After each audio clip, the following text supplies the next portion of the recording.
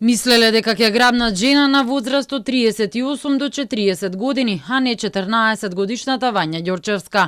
Ова денеска пред судот го сведочеше обвинетиот Велибор Манев, кој рече дека најпрвин требало да грабнат ќерка на пензиониран скопски бизнисмен, а потоа ќерка на друг бизнисмен од истата зграда, каде живееше девојчето на Наум Наумовски Борче во Дебар Мало. Според Манев, организаторот Љупчо Палевски Палчо, 10 дена претходно ја следел жената и им покажал слики од неа, за да знаат кого да грабнат. Палевски им кажал и дека од дома ќе излезе во 7:20 часот. Видевски го чекал девојчето пред лифтот и ставил селотеп на устата, а потоа со Манев ја врзале и ја ставиле во вреќа за спиење.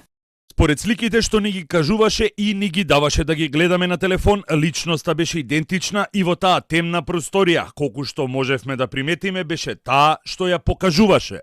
Инаку фирмата на Палевски ја гради зградата и ги продава становите на повеќето кои живеат во неа. Обвинетите потоа со Цитроенот на Жижовски се упатуваат во местото Дупки, а попат им се придружил и Реното Кангу и Палевски. Манев сватил дека се работи за девојче кога го отвориле гепекот и Палевски ја распрашувал која е и кои се родители. Јас и Кешишев бевме блиску до Палевски и му рековме, ова е некоја грешка, треба да ја пуштиме. Под маски сме и не нема никој видено да ја ослободиме.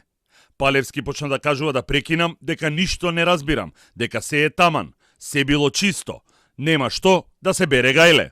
Палевски извадил лопата, а шоф и копач од Реното им ги дал и им наредил да ја ископаат дупката, каде подоцна ќе го закопаат девојчето. Првично Палевски им ветил по 150.000 евра за грабнување на жената. За потоа, откако виделе дека е грабнато девојче, им рекол дека сумата ќе биде помала.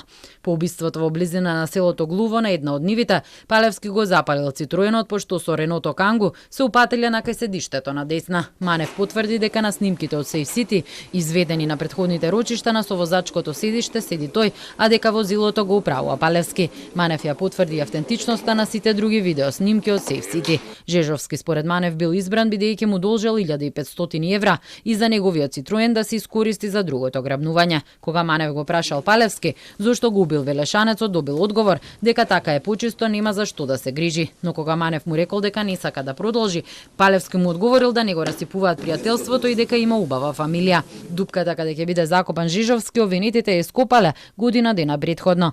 Таткото на Вања Александар Ѓорчевски, кој е обвинет дека помогнал во грабнувањето на неговата ќерка, Манев рече дека не го знае. Еден од инспекторите кога бил приведен, му покажал слика од него и му кажал дека е татко на девојчето. Манев тврди дека не го слушнал Палевски да разговара со Ѓорчевски, но во неговиот исказ пред обвинителството кој се читаше на судењето, навел дека од Кешишев слушнал дека Палевски вечерта пред грабнувањето разговарал со Ѓорчевски. Иако Манев напоменува и дека Палевски никогаш не го изговарал името на соговорникот за време на телефонските разговори.